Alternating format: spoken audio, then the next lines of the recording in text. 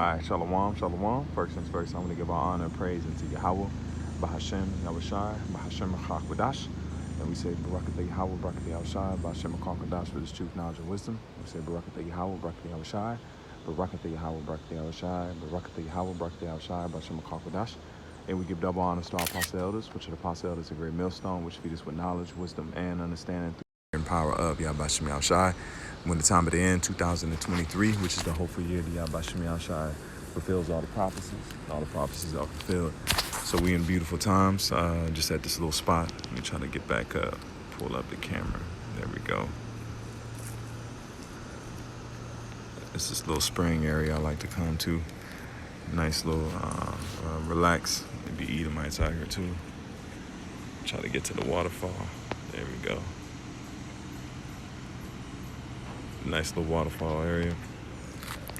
But as you see, man, the title of this video is that his rest shall be glorious, man. The time we come into now is we're coming to a reset of Earth. The planet Earth is getting reset. Everything is getting put back in order. You know, it's been run under a very corrupt man. You got a blue herring across the way. But let's jump into it. This is the precept right here. The book is Luke 12 and verse 32.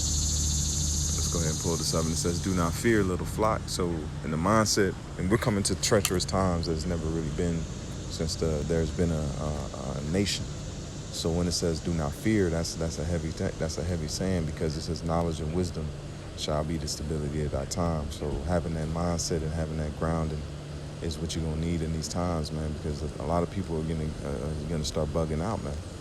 They're going to start losing it, because you see that there's a changing in guard, as you want to say. You just had the announcement where they're going to make everything digital currency.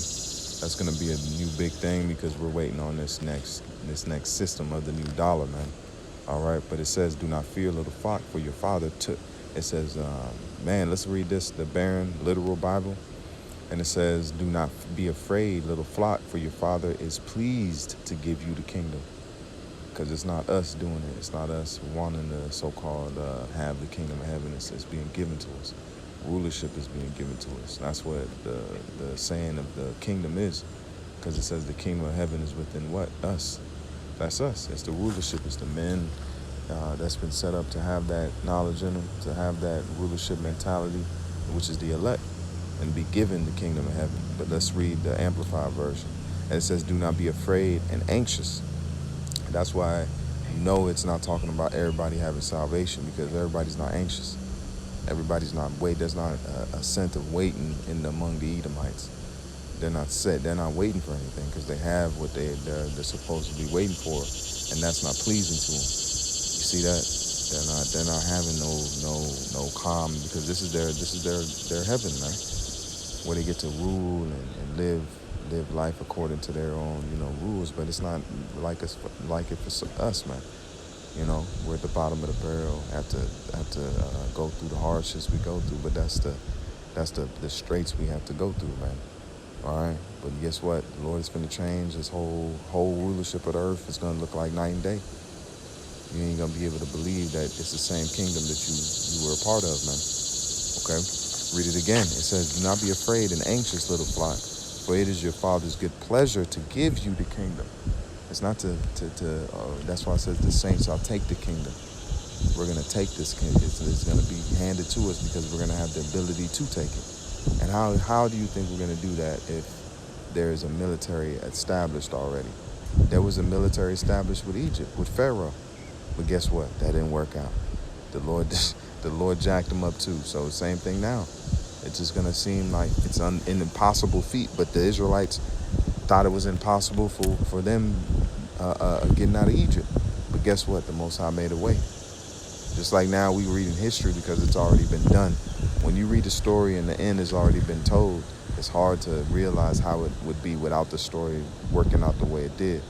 But with us, it's the same thing now. The end of Babylon hasn't been seen and hasn't come to fruition. So it's like, how is Babylon going to go down? But is the Lord going to make a way, just like he did with Egypt, man? Okay? So it says, let's read it one more time. We're going to go to the next precept. Do not be afraid and anxious, little flock, for it is your Father's good pleasure to give you the kingdom. verse 33, and it reads, it says, sell that ye have. And what does that mean? That means that give up the world. What we have is with the world, your flesh, what your flesh maintains and what you so-called have status in the world. If you're going to be a rapper, you give that up. You're going to be a ball player, you give that up. That's selling what you have. It says, and give alms. What does it say? Charity covers a multitude of sins. And it says, and provide yourselves bags with wax not old, wax not old. Salakia. It says, provide yourselves bags which wax not old, a treasure in heaven that faileth not. That's why what we're doing, all it is compiling interest.